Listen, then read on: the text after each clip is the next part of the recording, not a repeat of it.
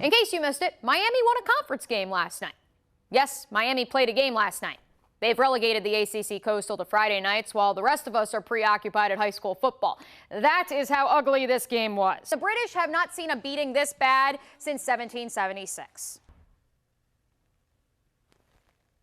Let's have a little chat.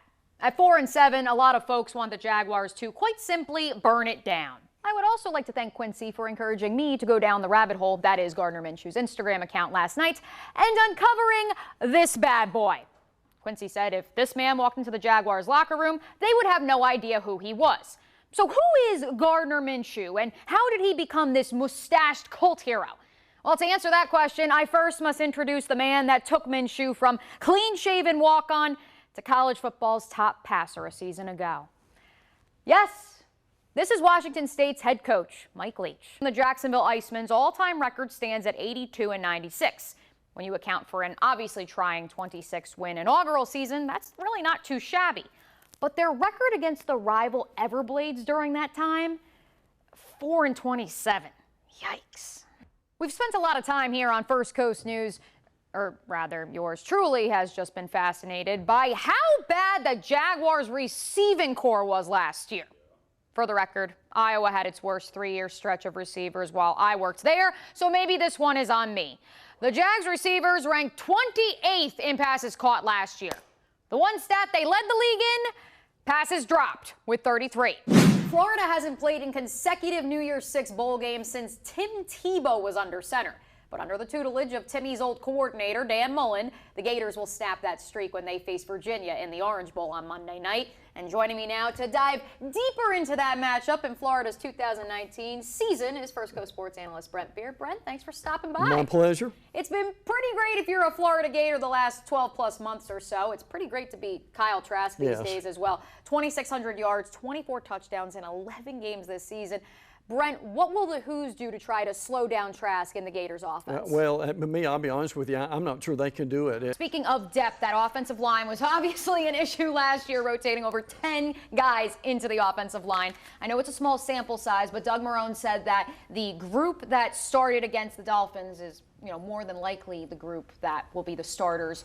So I see reaction. So that was my leads me right to my question. How did that group stack up as an NFL offensive line, in your opinion? I mean, they're about as average as you can get them. I know you're only 25 years old, but what year is this covering Florida-Georgia game for you? So I've been covering since the early 90s, so as far as a member of the media, so it's been quite a while. Have you ever experienced the hype around a matchup quite like this year's installment?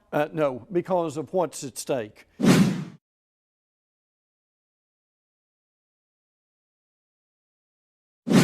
April showers bring May flowers, and what do Mayflowers bring, you ask?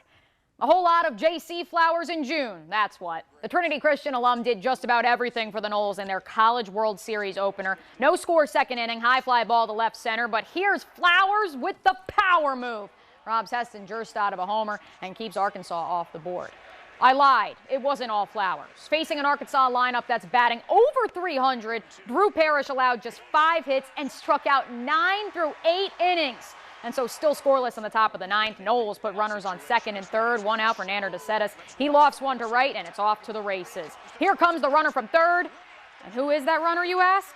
JC Flowers, of course. He scores standing up, 1-0 Noles, head into the bottom of the 9th. And oh, that's right. Flowers is also the closer. He sits them down in order. Florida State is on to the next one. They face Michigan Monday night. All right, see the distance between the bubble and the championship trophy? Pretty small, right? That right there sums up where the Florida basketball team is as we get ready to turn the calendar to March. Can give 10th-ranked Kentucky all it can handle at Rupp Arena, arguably one of the toughest places to play in the country. They'll also probably be an 11 seed come Selection Sunday. Now, not all doom and gloom tonight for the Gators. My name is Mia, not Ben Murphy, after all. 10th consecutive game, Keontae Johnson has scored in double figures. The nifty layup gives Florida its first lead with 4 minutes to play in the first half, all tied at 31 at the intermission. Gators would open the second half on a 7-0 run, but allowed Kentucky to creep back in. Emmanuel quickly had 4 points in the first half. That quickly changed. The Diaper Dandy led Arabadi with 26. Wildcats lead ballooned to 8. Gators went 5 minutes down the stretch without a field goal. And just when you thought this one was over, they pulled you right back in. Scotty Lewis with a steal, gets fouled, misses the free throw, but puts it back, and suddenly it's a 2-point ball game. Looks like the Gators may have forced another turnover here, but Kentucky is going to be able to call the timeout. The Wildcats hold on by a thread, 65-59.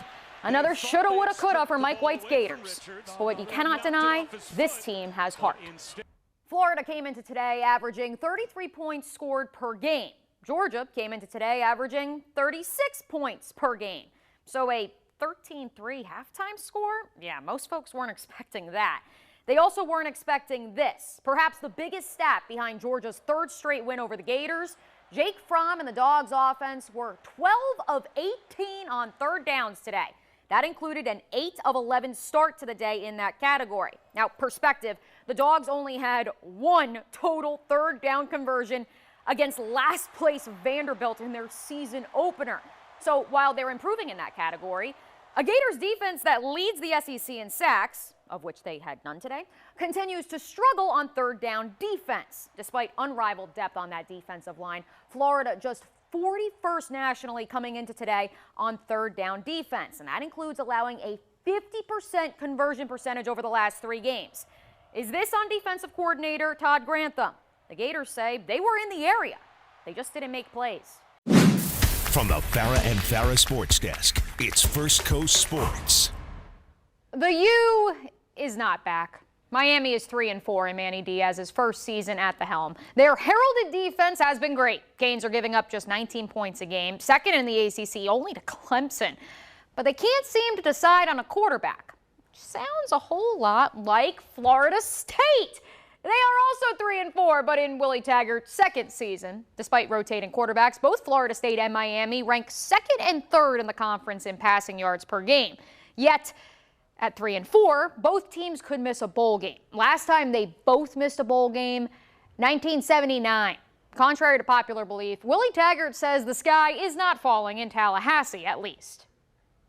We got some leaders that's holding guys together, and more important, I think our football team, they see where we're at and why we're where we're at, and knowing that we got to make the winning plays to get from out of the bad situation that we're in. As Taggart also said today, the Noles have won 3 games. They've lost 4, but in 3 of those 4 losses, FSU was a play away from winning. The Noles have to learn to make winning plays, which sounds a whole lot like what Manny Diaz said down in Coral Gables at his media availability earlier today. We're 4 plays away from being 7-0, and we believe that, okay? But we're not. And we understand the mistakes that have got us to where we are, okay? We need to learn what it takes to win a football game, and sometimes that comes down to learning what it takes to lose a football game. All right, so I tried really hard to find if there was a statistical correlation for Miami and Florida State's struggles this year. But maybe both coaches hit the nail on the head. Still in the early stages of new coaching tenures, neither team really knows how to win. Who would have thought that when these two programs, who have combined for 8 national titles, meet November 2nd, there's a chance both will be 3-5. That is it for sports. We are back after this.